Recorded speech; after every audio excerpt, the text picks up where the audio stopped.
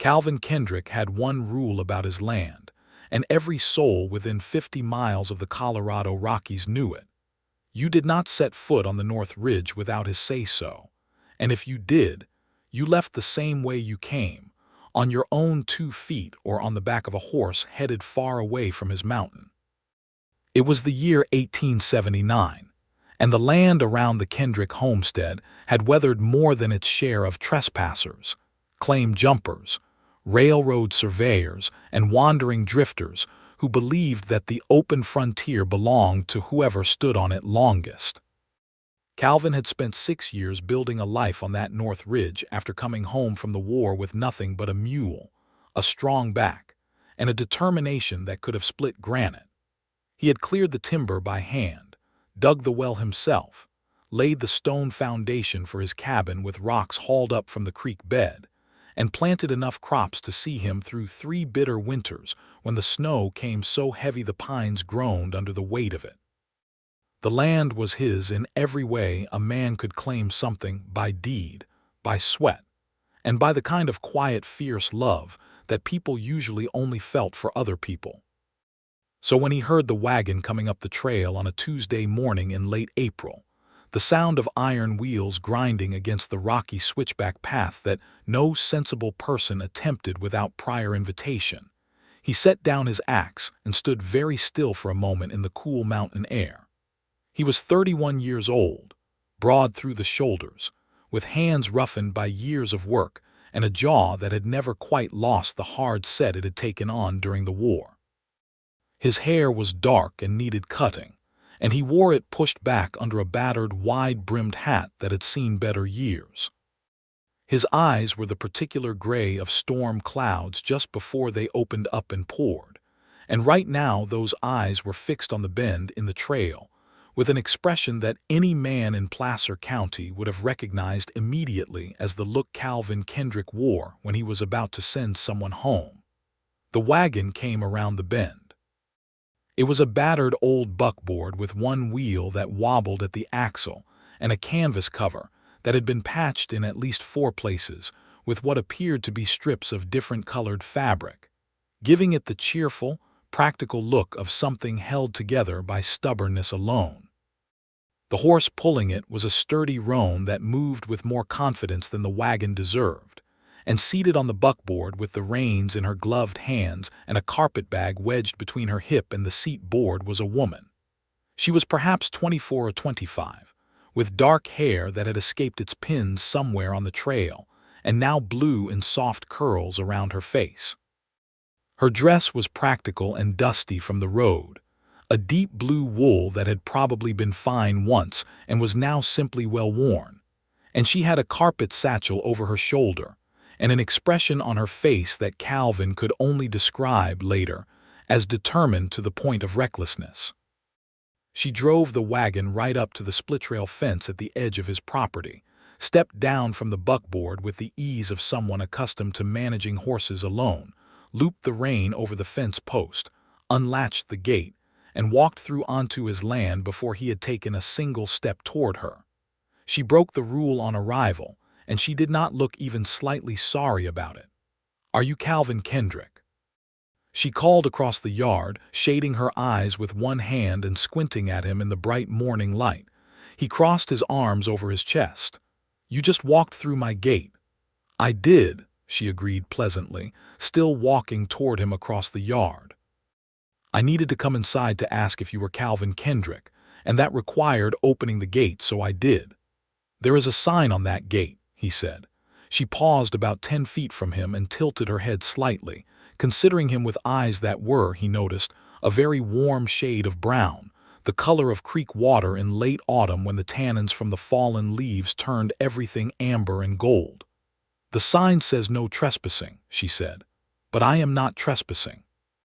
I am looking for Calvin Kendrick, and I have a legitimate reason for being here, which means I am a visitor, not a trespasser. There is a legal distinction." He stared at her. She stared back. "Are you Calvin Kendrick?" She repeated, in exactly the same tone she had used the first time, as though the previous exchange had settled nothing and she was perfectly willing to wait all day for the answer. "I am," he said at last, because there was nothing else to say to that. Wonderful. She reached into the satchel over her shoulder and pulled out an envelope which she held out to him. I am Sallie Bishop, and I was told you were looking for help with your farm operation this spring. I am applying for the position. He did not take the envelope. I was not looking for help. Mr. Dawson in Creston told me you were. Hector Dawson is a meddlesome old goat who has been trying to get me to take on a hired hand for 3 years, and I have told him 3 times that I do not want one. Sallie Bishop lowered the envelope slowly and looked at him with an expression that suggested she was recalculating something. She did not, however, appear to be preparing to leave. He showed me a letter, she said carefully. What letter? A letter in your hand, addressed to the general store in Creston, asking for any available farm workers for the spring and summer season. She opened the envelope herself now and extracted a folded piece of paper, which she turned around and held out for him to see. Calvin uncrossed his arms and stepped forward to look at the paper. He recognized the handwriting immediately because it was his. He had written that letter 14 months ago and had gone to Creston 3 days later to retrieve it from the store when he had changed his mind about wanting help, only to be told it had already been sent on to the regional distribution point. He had assumed it had come to nothing. He had, evidently, been wrong. That letter is over a year old, he said. The date is not printed on it, Sallie said. I know when I wrote it. Well, she folded the paper back into the envelope and tucked it away with the same brisk efficiency she had used for everything else. I came a considerable distance on the strength of that letter, Mr. Kendrick. I came from Kansas. I have been traveling for 11 days. I have $6.40 to my name. My horse needs rest and water, and I would very much appreciate a conversation before you send me back down that mountain. He looked at her. He looked at the roan horse at the fence, who did indeed look tired, her head hanging low and her sides marked with dried sweat from the climb.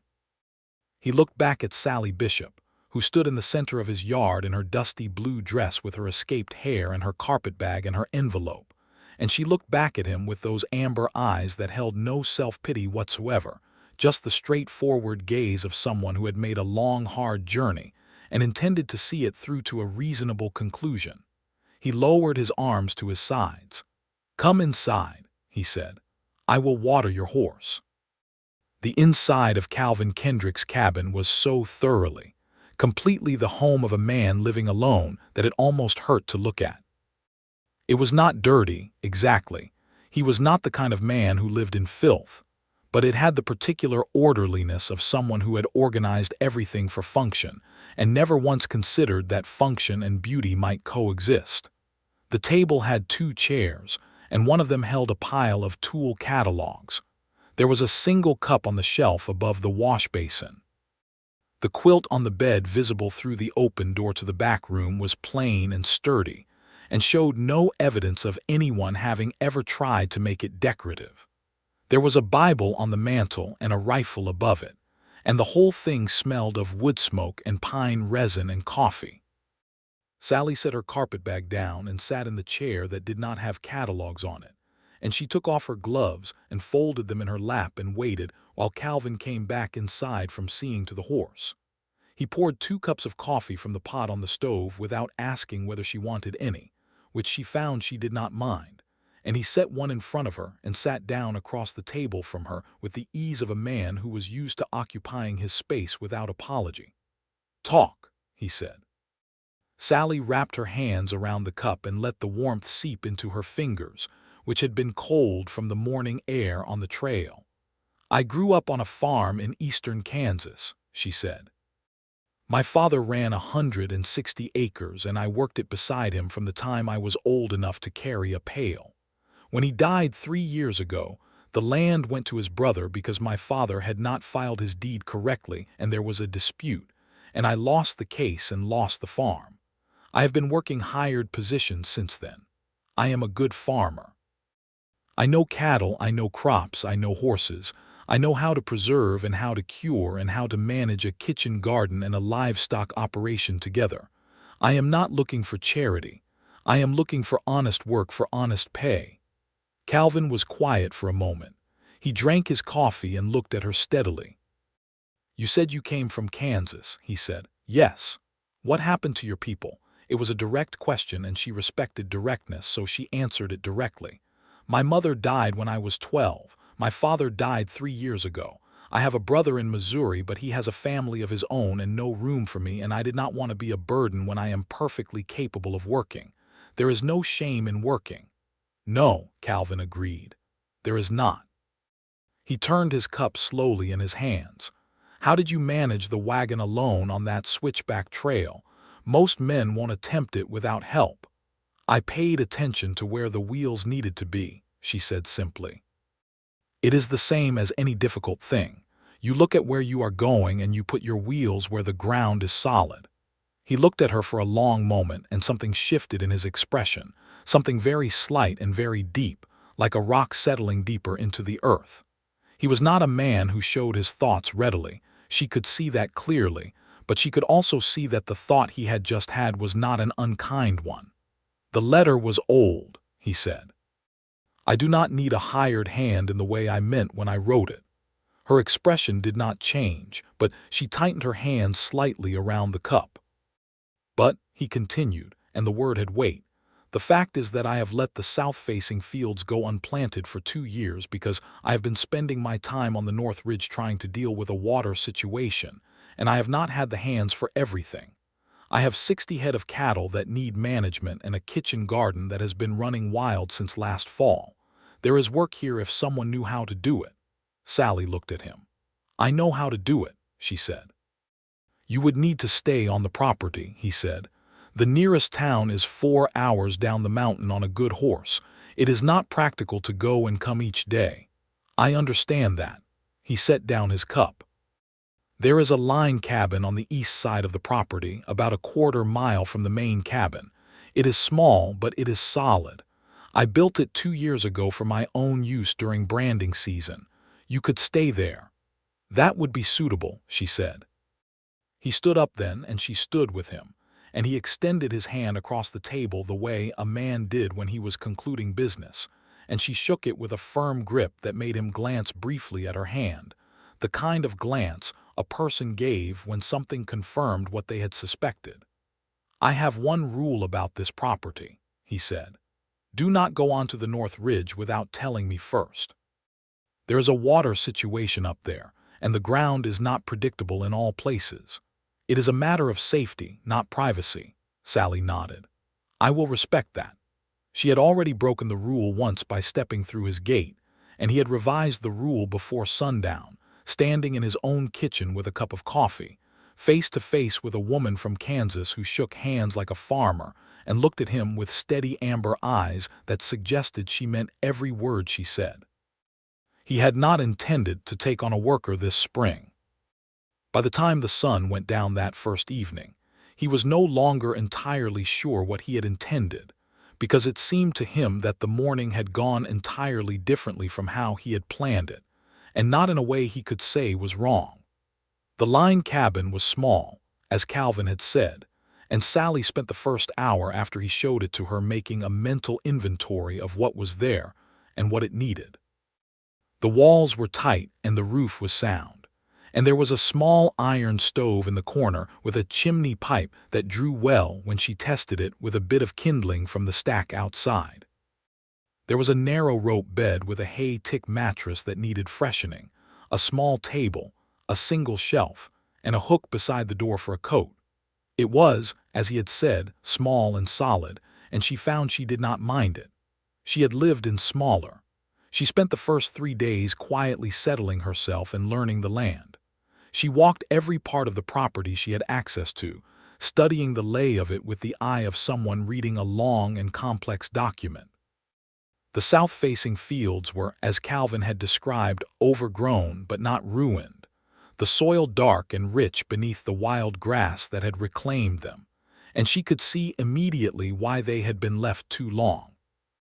He had clearly been occupied elsewhere, and the land had not suffered for it in any permanent way, only in the patient, accumulating way of things that have been neglected by necessity rather than by carelessness. She found his cattle operation well managed, if lean. He ran 63 head on the mountain pastures, a mix of longhorns and the heavier breeds coming into fashion as the cattle drives east changed what buyers wanted.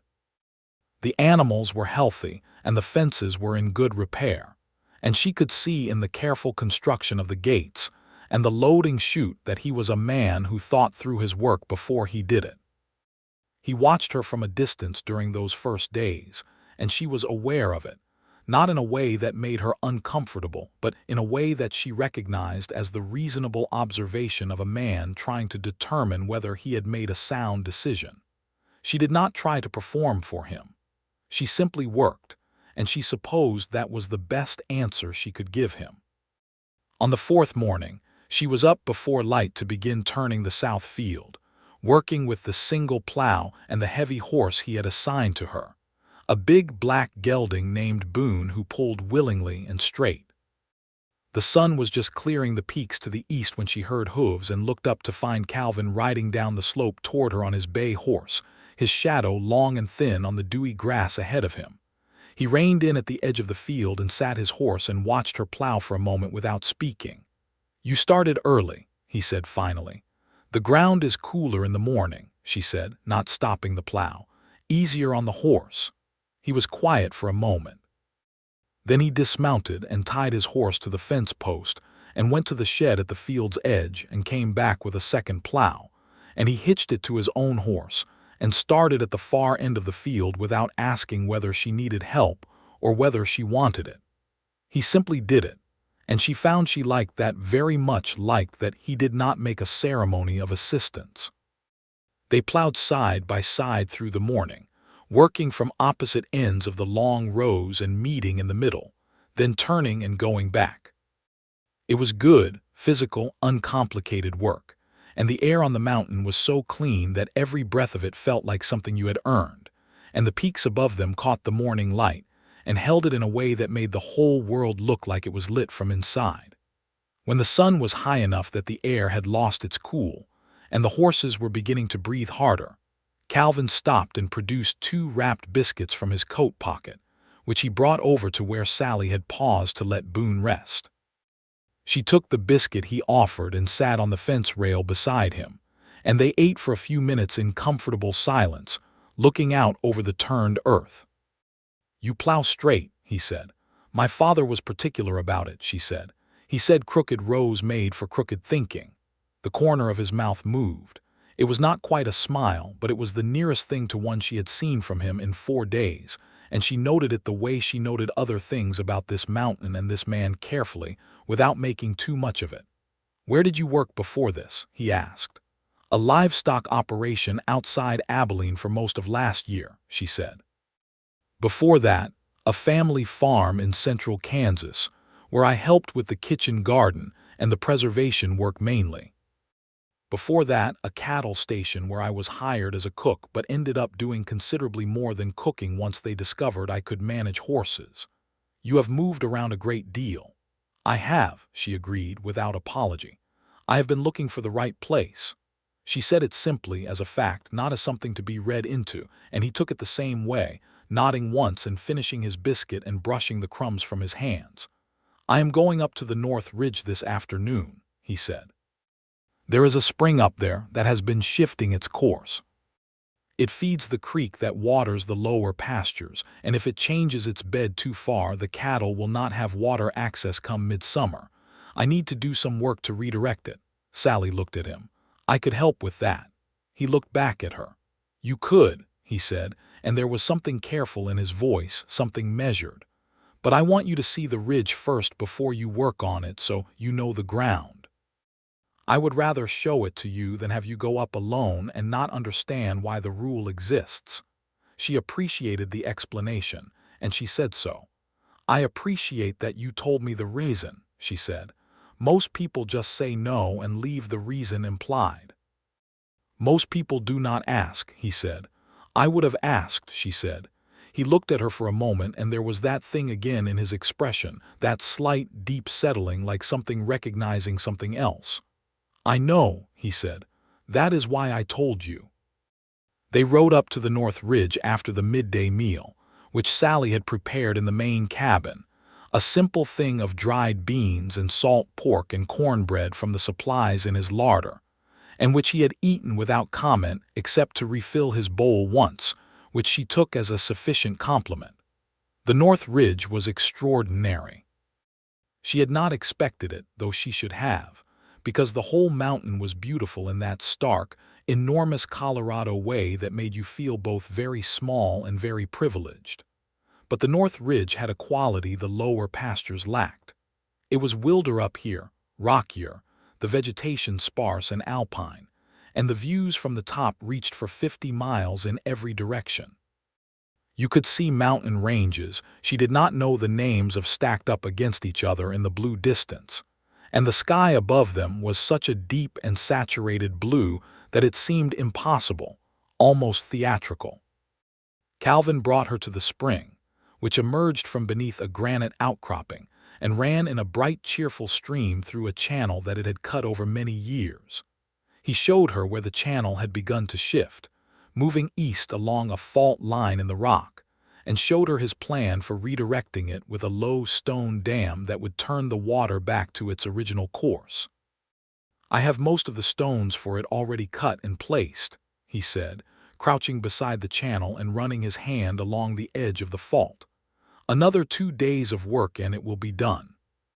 The problem is that while I am doing this, I cannot also manage the branding in the lower pasture, and the calves are past due for it." "I can manage the branding," she said, crouching beside him and looking at the channel. "I have done it with smaller crews than whatever you have." He glanced at her sideways. "I do not have a crew," he said. She met his eye. "Then I will do it alone if I have to, or is there someone nearby who might come for a day?" He was quiet for a moment. "There is a man named Eli Reeves who has a small holding about 2 hours east. He helps me sometimes. I help him when he needs it." "Then write to him," she said simply. 2 people can do a branding in a day for 60 head if they start at first light. He looked at her for a long moment, this quiet, still look she was beginning to understand as his thinking face, and then he nodded. "I will ride over tomorrow and ask him." They worked at the spring for the rest of the afternoon, and Sallie proved herself useful in the way she always proved herself useful, by watching first, understanding the task, and then doing exactly what was needed without requiring instruction or correction. She helped him set 3 of the larger stones for the dam's base, using a lever stick to walk them into position while he fitted the gaps with smaller pieces. And when the light began to go golden and long, they stood back and looked at what they had accomplished, and it was solid and good. On the ride back down to the main cabin, the mountain was coloring itself in the extraordinary reds and oranges of a Colorado sunset, and Sallie rode beside Calvin on the narrow trail and felt something she had not felt in a very long time, the particular satisfaction of a day fully used, of land worked, and the promise of tomorrow's work ahead of her, of a place that felt like it might, in time, become something she could belong to. She did not say any of this, because it was too soon to say, and also because she was not the kind of person who narrated her interior life to strangers. But she felt it, deep in her chest, alongside the pleasant ache of the day's labor in her arms and shoulders, and she carried it with her into the evening the way you carried something valuable carefully, with both hands.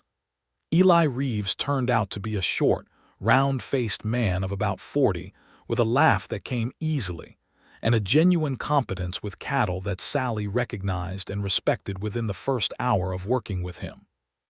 He arrived at first light 2 days after Calvin's visit, driving his own horse and bringing a second rope and his 2 experienced cutting dogs, and he looked Sallie up and down when Calvin introduced them with the frank, unsentimental appraisal of a practical man sizing up a new partner.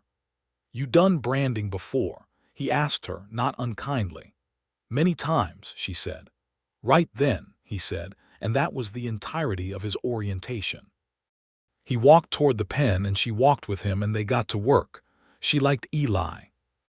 He talked while he worked, not chattily but usefully, filling the working hours with information about the territory, the cattle market, the names and natures of neighboring ranchers, The local water politics that seemed to run underneath everything in that part of Colorado, the way the water itself ran beneath the dry ground in summer. She listened and asked questions, and he answered them with the pleasure of a knowledgeable person being asked good questions. Calvin tell you about the Taggart situation? Eli asked mid-morning while they were sorting calves. No, she said. Eli wiped his face with his sleeve. There is a man named Roy Taggart who has been trying to buy Calvin's North Ridge for 2 years. He wants the water rights. The spring you were working on yesterday feeds the whole eastern watershed up here, and Taggart has got it in his head that he can consolidate the water on this side of the mountain if he gets Calvin's land. Calvin has said no. Taggart has not been gracious about it. She worked a moment in silence. What has Taggart done? He had his men move Calvin's fence markers twice last summer. Calvin moved them back and said nothing. The summer before, someone let Calvin's cattle through the south gate, and 2 days passed before Calvin found all of them. Eli shrugged. Nothing you could prove was intentional, but in this country things like that are usually deliberate. Is Calvin aware you are telling me this? She asked. Eli gave her a considering look. Calvin does not tell people much, he said. I figure it is better you know since you are working here. If you see Taggart men on the property, tell Calvin right away and do not try to deal with them yourself. She nodded. I will do that. Eli seemed satisfied and went back to sorting calves, and Sallie filed the information away in the careful, systematic way she filed all important things, and she kept an eye on the ridge and the fence lines for the rest of the branding day, though she saw nothing out of the ordinary. Calvin came down from the North Ridge in the late afternoon to help them finish, and by the time the sun went behind the peaks, the last calf had been branded and turned out, and Sallie and Eli had washed their hands at the pump and were sitting on the corral fence in the cooling evening air, while Calvin finished checking the count in his book. Eli looked from Calvin to Sallie and back with an expression of someone trying not to appear to be noticing something and doing it badly. Calvin noticed and gave him a flat look. You are welcome to supper, Calvin said. I will eat and then I will ride, Eli said cheerfully. My own place does not manage itself, more is the pity. He dropped off the fence and clapped Calvin on the shoulder as he passed. Good stock this year, Calvin, and the help is an improvement. He said this last part to include Sallie clearly and then walked toward the cabin without looking back to see their expressions. Calvin looked at Sallie. She looked back at him steadily. He means well, Calvin said. He does, she agreed. And he knows what he is about with cattle. That is a rare combination. He almost smiled again, and this time it got a little further, the left corner of his mouth making a genuine upward movement before he caught it and returned to his usual gravity. She thought it was probably the handsomest expression she had ever seen on a human face, that almost smile of his, and she thought this without any particular alarm, the way you noted the color of a sunset or the shape of a mountain, simply, as a thing that was beautiful and true. The weeks that followed were the kinds of weeks that change a person without their fully noticing it happening. Sallie worked the south fields from seed to sprout, managing the rows of corn and beans and squash with the attention of someone who had been doing this since childhood and knew exactly what each plant needed at each stage. She repaired the kitchen garden fence, which had been trampled by something large and persistent, and replanted the beds with a selection of vegetables from seed packets she had brought in her carpet bag, alongside her practical clothes and her few personal possessions. She fixed a section of cattle fence on the western border that had been weakening all winter, driving new posts with a long-handled mallet on a warm May morning, while the meadowlarks threw their extravagant songs across the high meadow grass. She and Calvin fell into a rhythm of the land, and the work that required very little negotiation because they thought about farms in the same essential way.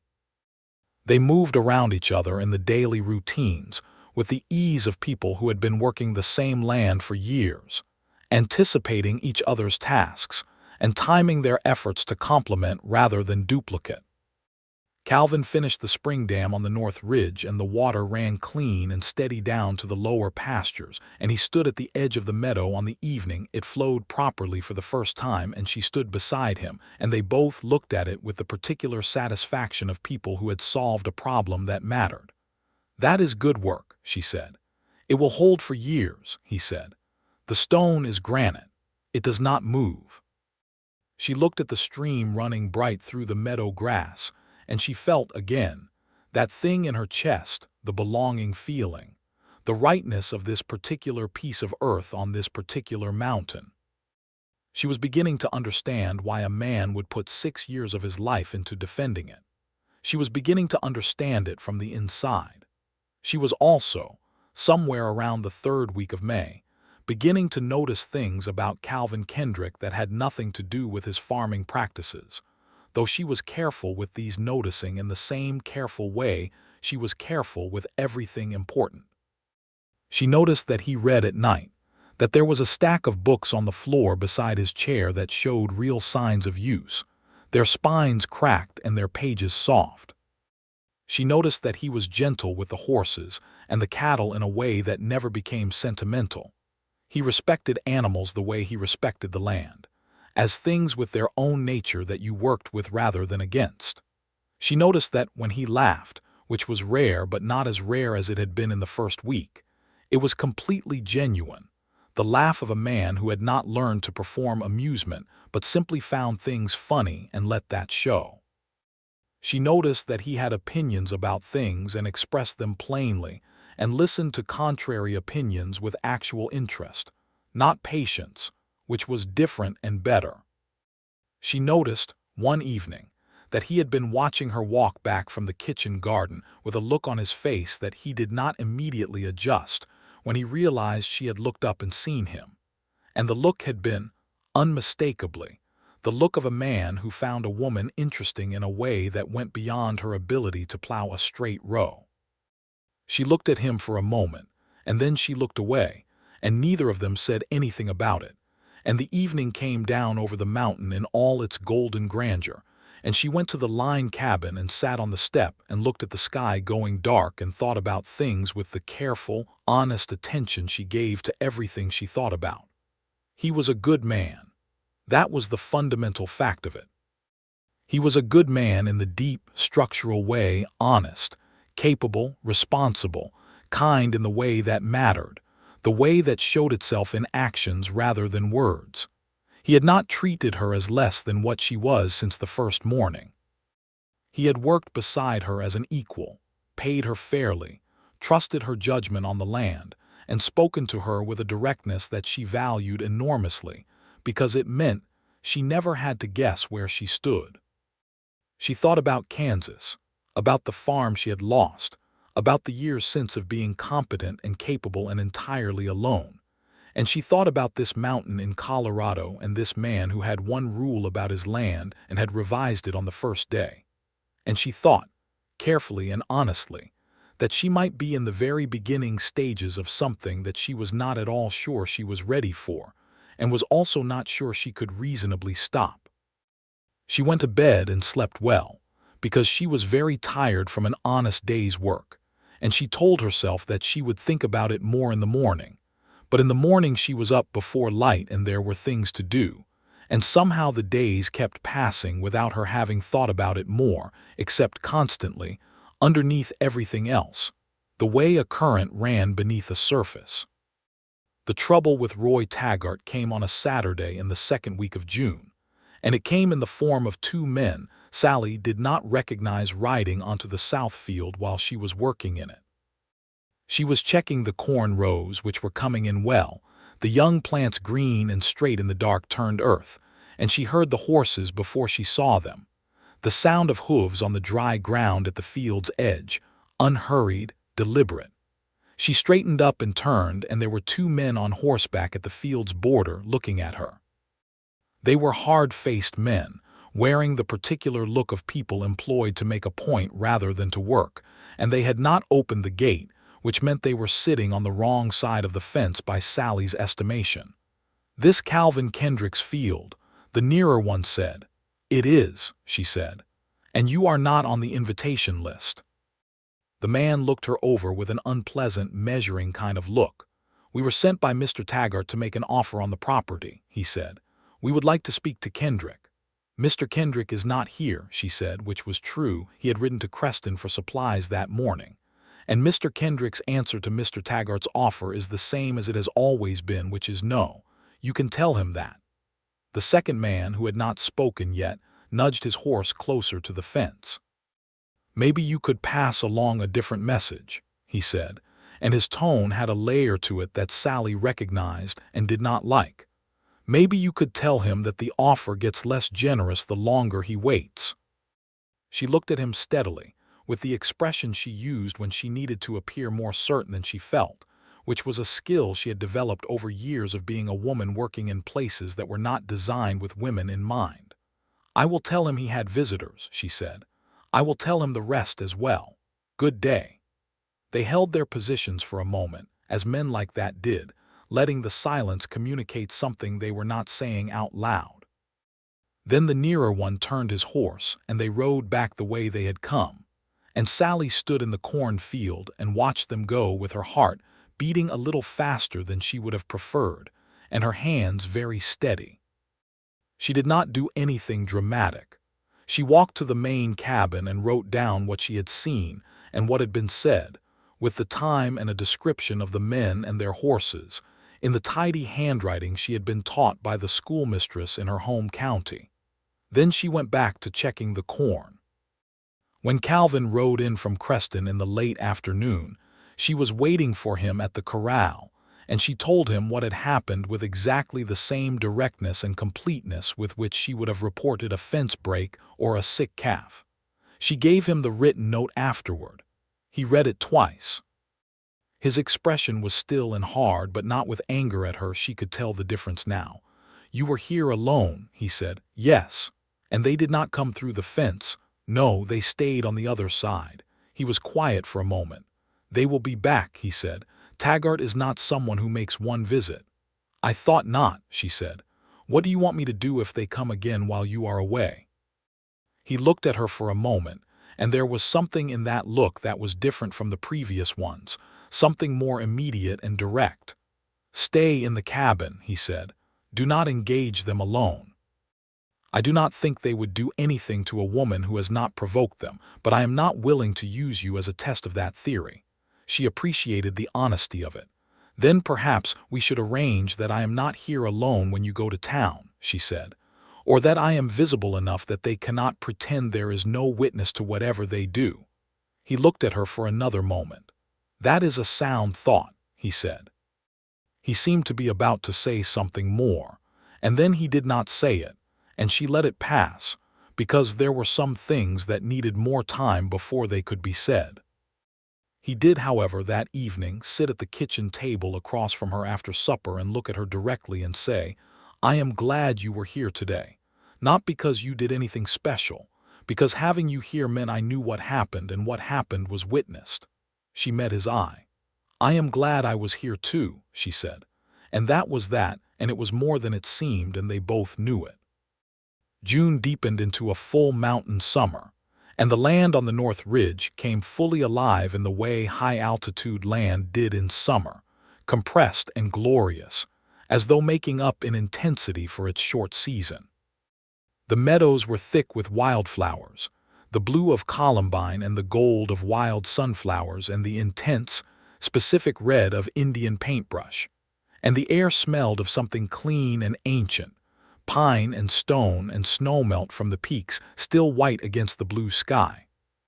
Sallie's kitchen garden was producing more than she had originally planned, and she began preserving in earnest, filling the jars Calvin had stored in the cellar beneath the main cabin, working in the kitchen in the evenings after the field work was done, the stove hot and the windows open to the cool mountain air. She had a natural gift for this work, the exact measurements, the timing, the recognition of what was ripe at exactly the right moment, and the cellar shelves began to fill with a satisfying regularity that was deeply pleasing to look at. Calvin began, around the middle of June, to eat his suppers in the main cabin with her rather than preparing his own separately. This had not been formally discussed and was not explicitly a shared meal in any formal sense. He simply came in one evening when she was cooking and sat down at the table and said, "That smells like something worth eating." And she served him a plate alongside hers, and after that the arrangement continued without either of them naming it as an arrangement. He was better company than she had initially understood, and this was not because he talked more as she got to know him. He did not, substantially, but because she had learned to hear what he meant in what he said, and what he meant was usually careful and worth hearing. He talked about the land with the same love she felt for it herself, and he had opinions about books that were interesting, and sometimes in the evenings when the dishes were done and the light was going, he would read aloud for a while from whatever he was currently working through, and she would sit across the table with her mending and listen to his voice, which was low and even and had a quality of certainty that she found she had been wanting to hear for a very long time without knowing it. She was in love with him by the second week of July, and she knew it the way you knew high ground from low, not by being told, but by the feeling of where your feet were. She was not surprised by this. She had been watching it happen for weeks with the same honest attention she gave to everything, and it had happened the way good things happened in her experience. Not dramatically, not suddenly, but steadily and deeply, the way a root grew into the ground, and by the time she was fully aware of it, it had already gone very deep. She did not know if he felt the same thing, though there were signs, and she was good at reading signs. She noticed that he positioned himself in her vicinity with more regularity than the work strictly required. She noticed that when he looked at her, the look lasted a beat longer than necessary. She noticed that he had begun, gradually, to tell her things, not facts about the farm, but actual things, the kinds of things that people told each other when they trusted each other. He told her about the war one evening without her asking, in the brief, factual way of a man who had processed something difficult to the point of being able to speak about it plainly. He told her about buying this land and what it had felt like, to stand on the North Ridge for the first time, and understand that it could belong to him. He told her that he had been engaged to be married once, several years ago, to a woman in Denver who had eventually married a mining investor because she had been practical and honest about what she wanted, and that he did not hold it against her. Sallie listened to all of it. She told him things in return about her father, about the farm she had lost, about the particular specific grief of watching land that your family had worked for a generation go to someone who had never loved it. She told him about the years since, and what it was like to be a woman alone in the frontier territories doing work that people regarded with surprise when they saw who was doing it. He listened the way he did everything completely, without performance, with the full weight of his attention. One evening in late July, Roy Taggart came himself. He rode up in the early evening on a fine gray horse with one of the hard-faced men from June riding behind him, and he came through the gate in the front fence without opening it. His horse jumped it cleanly, which was a deliberate statement, Sallie thought, watching from the kitchen window. Calvin was outside. She watched him stand still and wait as Taggart rode up, and she dried her hands on the kitchen cloth and went out to the porch, because she was not going to sit inside while this happened. Taggart was perhaps 50, a big man gone heavy, with the look of someone who had been capable once and now paid other people to be capable for him. He wore a good hat and an expensive coat, and he looked at Calvin the way a man looked at an obstacle. "Kendrick," he said, "I have raised my offer, $1,200 for the North Ridge acreage and water rights." "No," Calvin said. Taggart looked at Sallie on the porch, then back at Calvin. "You are being stubborn about this." "I am being clear about it," Calvin said. "I have been clear about it for 2 years. The land is not for sale." "Everything has a price," Taggart said. "This does not," Calvin said. "I have told you that. Come to my property again without an invitation, and I will involve the county sheriff, which I have been courteous enough not to do up to now.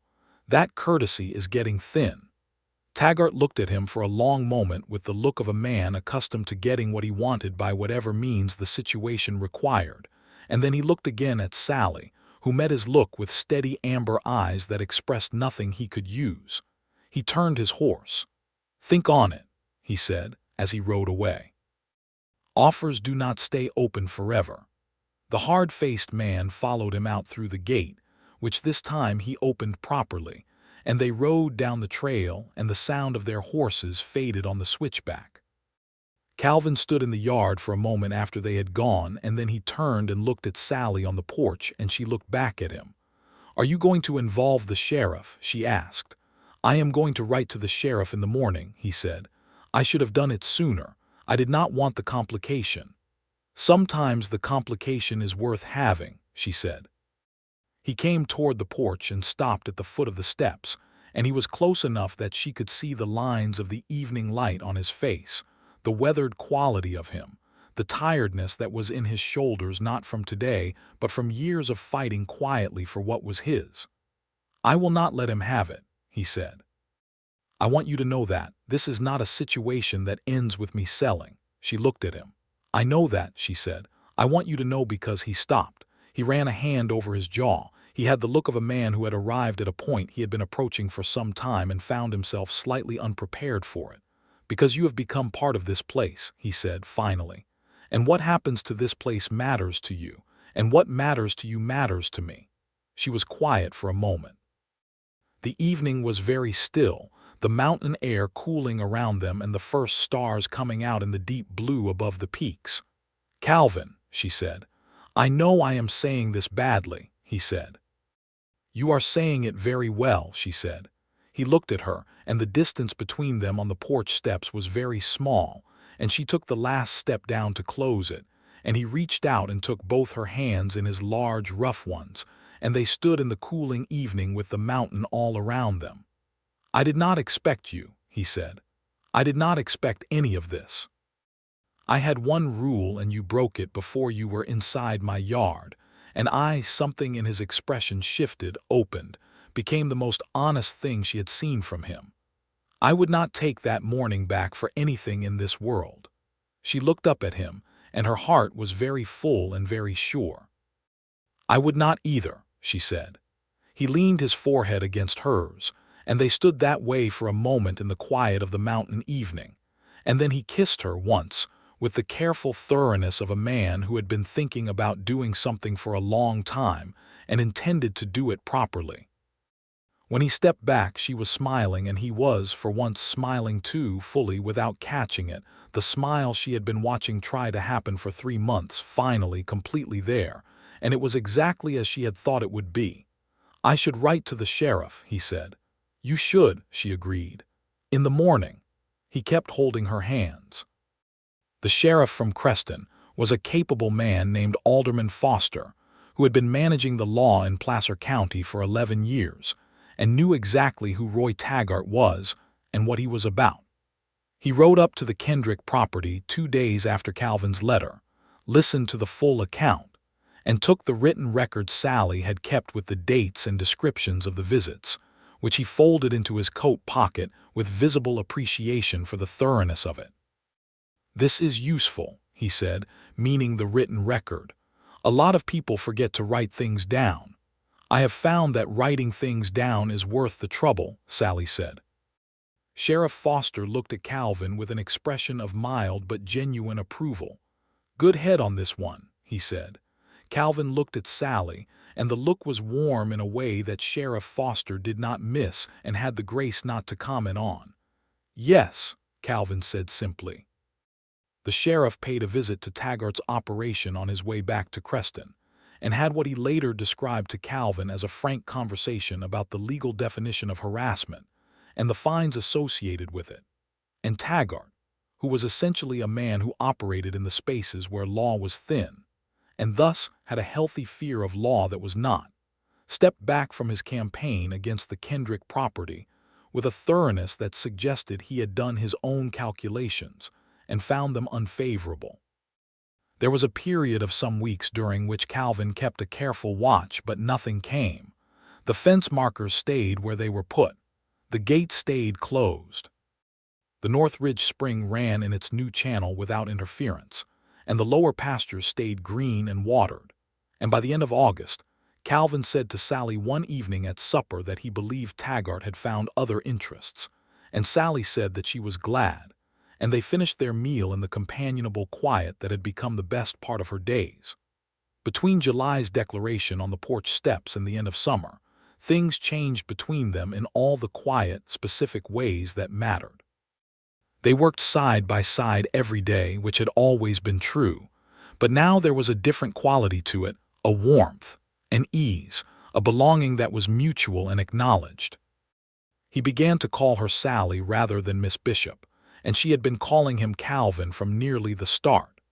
He found reasons to be where she was, and she found reasons to be where he was, and they both knew what the finding was, and neither of them pretended otherwise. He brought her wildflowers from the North Ridge one morning, a handful of columbines and paintbrush that he had evidently picked with some deliberateness, and he gave them to her in the yard, with the manner of a man conducting a simple, natural transaction, which was exactly the right way to give someone flowers on a working farm. She put them in the single tin cup on the shelf above the wash basin, and they looked so entirely right there, those wild mountain flowers in that spare cabin, that she stood looking at them for a moment before going back to work. She gave him, in return, a book she had brought from Kansas in her carpet bag, a collected poems edition she had carried for 3 years because she could not bear to leave it behind, and she gave it to him without making too much of what it meant, and he received it the same way. And that night she heard him reading from it in the main cabin when she passed the open window, his voice steady and low in the evening quiet. On a Saturday in early September, with the first cold edge coming into the air and the aspens beginning their extraordinary annual turn to gold, Calvin Kendrick drove the buckboard into Creston and came back in the late afternoon, and after supper he said to Sallie without preamble, "I spoke to the pastor in town today." She looked at him across the table. He met her look directly. "I have not asked you properly," he said. "I am aware of that. I am asking you now." He was quiet for a moment, gathering the words, and then he said, "I want you to stay, not as a hired hand, as my wife. This is your land as much as it is mine, and I think you know that. I think you have known it for some time. I think I knew it before I was willing to say it." He paused. "I love you, Sallie. I love you the way I love this mountain, not because I decided to, but because I cannot imagine being without it." She was quiet for a moment. The lamplight was warm and the cabin smelled of coffee and wood smoke and the clean pine air coming through the window, and outside the aspens were turning gold on the mountainside and the stars were coming up over the peaks and everything was beautiful and right. "Yes," she said. "Of course the answer is yes. It has been yes for a considerable time." He reached across the table and took her hand, and she held his hand, and they looked at each other in the lamplight, and she thought that this was the thing she had been traveling toward for 3 years without knowing the destination, across all those moved-on positions and lost places and long roads, and she had arrived at it by driving a buckboard up an impossible switchback trail and walking through a gate with a no trespassing sign, because she had a letter and a need and a refusal to be turned around by either. She was deeply, completely happy, and she let herself feel it entirely. They were married on the first Saturday of October, in the church in Creston, with Eli Reeves standing beside Calvin as his witness, and the pastor's wife as Sallie's. The aspens in full gold outside the church windows, and the mountain air bright and cold and clean. Sallie wore her best dress, which was not blue wool but a deep green that she had made herself over the summer from fabric she had ordered from the dry goods in Creston, and Calvin wore the clean white shirt and dark coat that turned out to be his good clothes stored in the trunk at the foot of his bed, and he had cut his hair for the occasion, which she privately found both practical and touching. They drove back up the mountain in the buckboard, the same buckboard she had arrived in, which she had since repaired the wheel on properly in the afternoon light, and the mountain received them with all its ordinary extraordinary beauty, And when Calvin helped her down from the buckboard at the gate to the yard, he held her hands for a moment and looked at her with those storm-gray eyes and said, simply, "Welcome home." She did not say anything to that because there was nothing to say to it that would have been adequate, so she simply kissed him, standing at the gate of the Kendrick property with the mountain all around them and the aspens gold above, and that was enough, and more than enough. The first winter of their marriage was the kind of winter that taught you whether you were right about a person, because mountain winters in Colorado in 1879 were serious business, heavy snowfall, long cold stretches, weeks in which you did not go beyond the immediate property, in which the world reduced itself to the cabin and the barn and the distance between them. Sallie had known hard winters in Kansas and she was not afraid of them, but this was a different kind of hard, higher and colder and more complete. They were not miserable. They were, in fact, very far from miserable.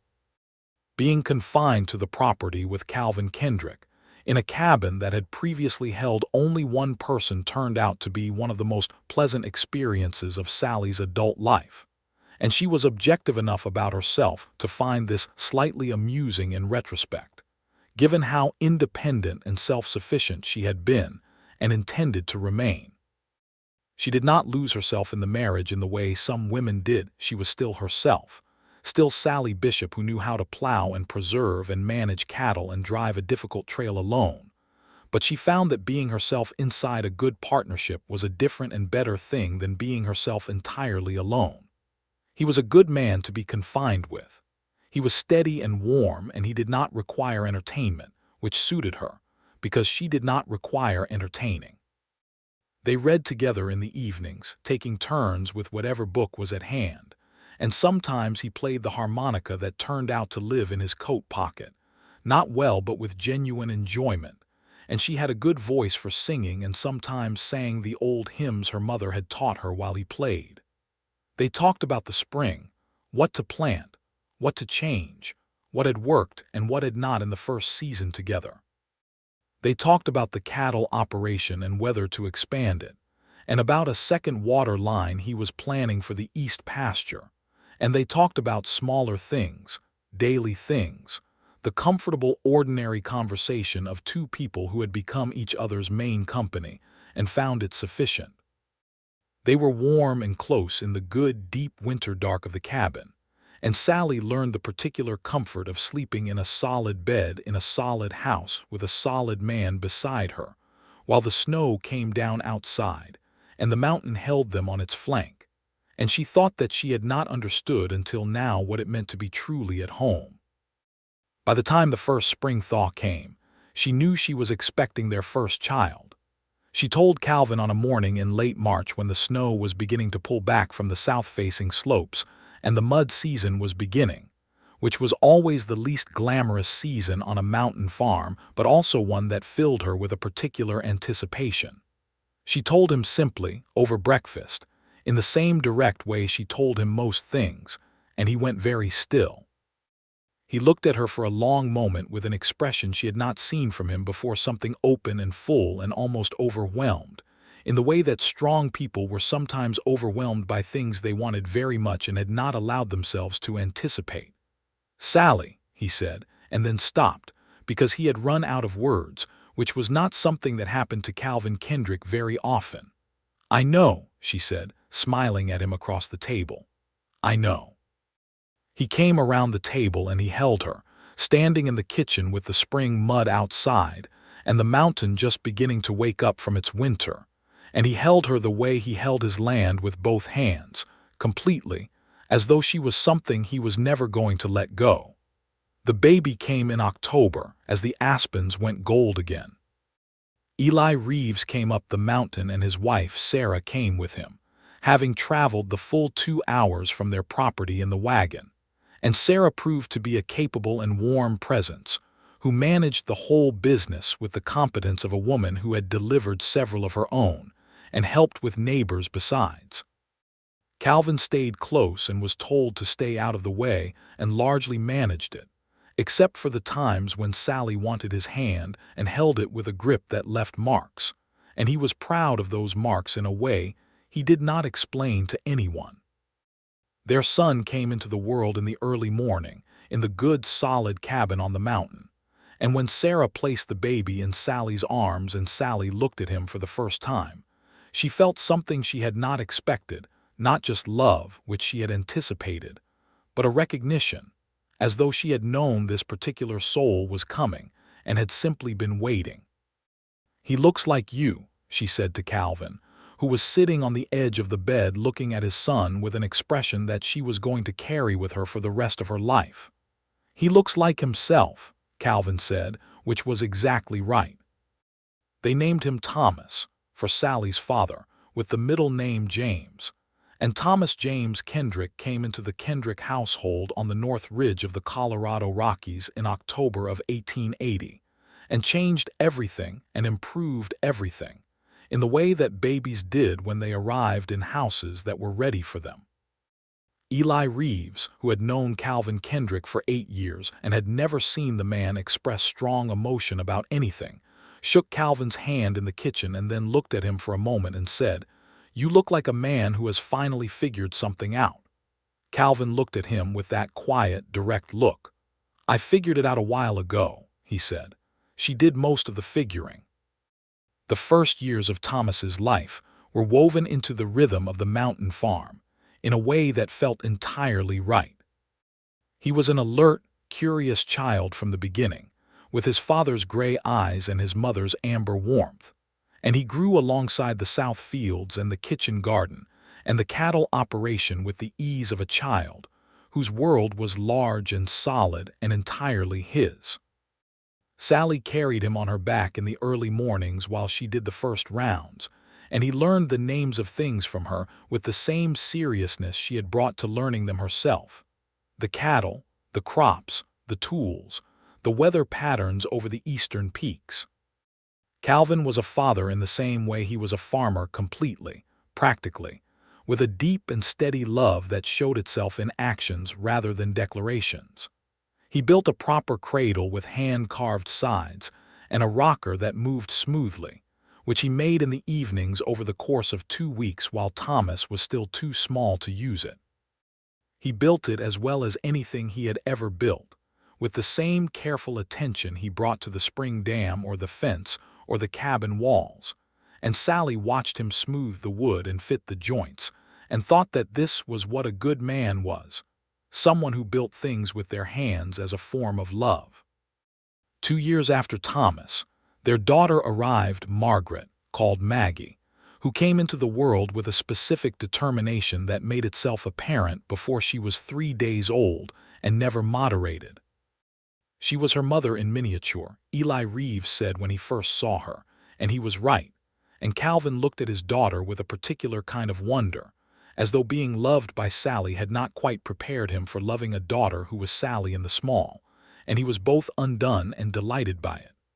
The farm grew in the way a well-tended farm grew, not dramatically but steadily, season by season, each year a little more than the last. Calvin expanded the cattle operation to 90 head, and Sally expanded the kitchen garden to a proper market garden, selling preserved goods and fresh produce to the store in Creston, with a regularity that provided a meaningful second income, and earned her a reputation in the county for the quality of her preserves, which were sought out specifically by the families in town and by the households of the ranches within a day's ride. She had not expected this, the preserves business, but when it came she found it suited her. The work itself she had always loved, and the additional purpose, the sense of her effort feeding tables she would never sit at, pleased her in a way she could not entirely explain except to say that it was connected to something her father had believed about good work being its own kind of generosity.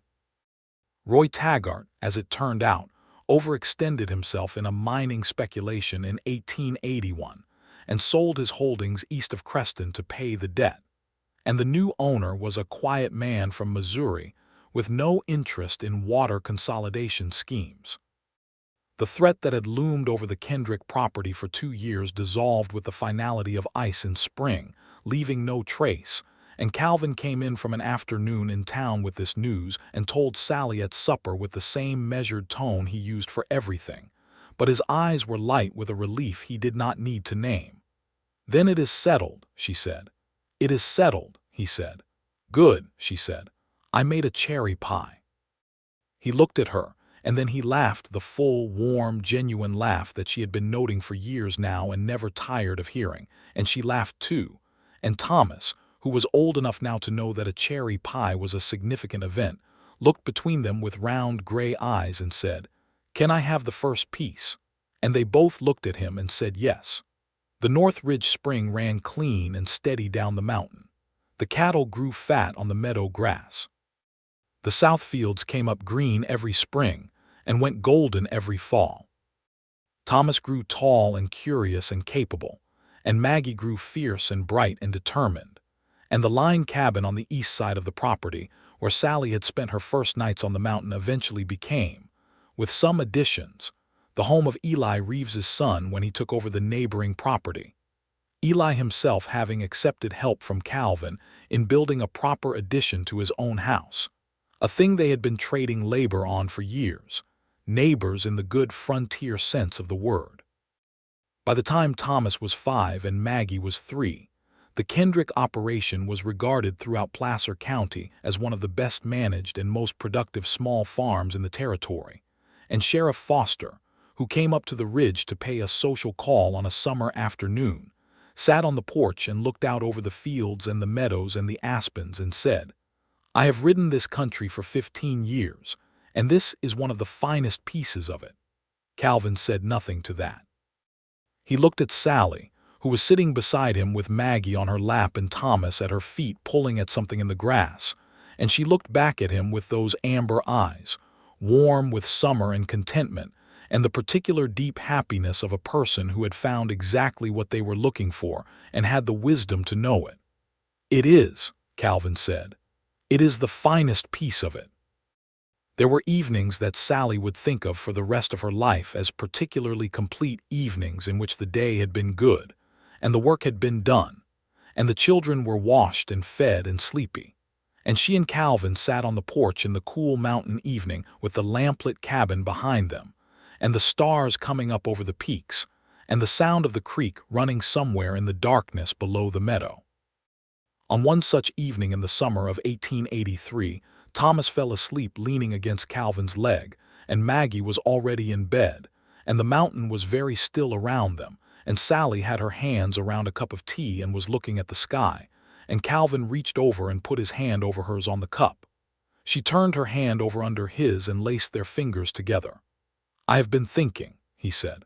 "What have you been thinking?" she asked. "I have been thinking that I want to fence the north meadow before winter," he said, which was a practical thought delivered in a tone that had something else underneath it, and she waited. He was quiet for a moment, looking at the stars.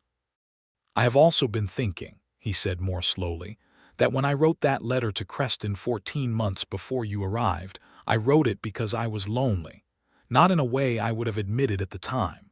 I would have said I needed help with the farm, and that was true, but it was not the whole truth. The whole truth was that I had built something and had no one to build it with, and the building felt incomplete." She listened to this quietly. "You came up that trail with a letter I had forgotten I wrote," he said, "and you walked through my gate and you stood in my yard and you looked at me like a person who intended to stay, and he stopped. I knew. I knew before I had any logical basis for knowing. I just knew that this was going to change, and it was going to change because of you." She was quiet for a long moment, looking at the stars, feeling the warm weight of his hand over hers and the sleeping weight of their son against his leg and the still mountain air on her face. "I drove that switchback trail in a wagon with a wobbling wheel," she said at last, "because I had run out of options, and a letter that was 14 months old was all I had. I was not expecting to find what I found. I was expecting to be told there was no work and to turn around and go back down and try to think of the next thing." She looked at him. "But I walked through your gate and you were standing in your yard looking like a man made of granite who was going to send me home, and something in me said, stay, just stay, see it through. I did not know what I was staying for, I just knew it was worth staying for. He looked at her for a long moment. The stars were very bright above the peaks. I am glad you stayed, he said. I know, she said. I am glad I stayed too. They sat on the porch in the mountain night, hand in hand, with their sleeping boy between them and their daughter asleep inside, and the land all around them quiet and complete. Every fence post set, and every field turned, and every spring redirected to where the water was needed. Every stone placed with care. Every difficult year survived, and the next year already planted in the imagination like seeds waiting for spring. In the years that followed, there would be more work and more seasons, more winters deep with snow and more springs breaking bright over the peaks, more children eventually. A second son named Robert who arrived in 1885, and who had his father's stillness and his mother's precision, the combination of which made him, from very early, a remarkably capable person to have around, and more ordinary extraordinary evenings on the porch with the mountain around them and the creek running in the dark. The no trespassing sign on the gate eventually weathered to illegibility, and Calvin replaced it with a wooden sign that read simply Kendrick, carved by his own hand with the letters clean and deep, because a man's name on his gate was the only message that truly mattered. The sign stood through many winters and was still standing long after, solid and plain against the wood of the gate, a simple declaration of a life built and held and shared. Sallie Bishop had arrived on the north ridge of the Colorado Rockies on a Tuesday morning in late April of 1879, with a wobbling wheel and $6.40, and a letter that was 14 months old, and she had walked through a gate she was not supposed to open and stood in a yard that was not yet hers, and looked at a man who had every intention of sending her home, and she had not been sent home. She had instead come home. Calvin Kendrick had one rule about his land. He had revised it before sundown on the first day, because the woman who had broken it had looked at him with amber eyes over a cup of coffee and talked about putting your wheels where the ground was solid, and he had recognized, in the way that a man sometimes recognized something important without being able to explain why, that she was exactly right. The rule had been, no one enters without invitation. The revised rule was simpler and truer. The right person was always welcome. And in the end, the revised rule was the better rule, and they both knew it, and it held for the rest of their lives on that mountain, solid as granite, as the spring that ran clean down the north ridge and watered everything below it, year after year, and never stopped.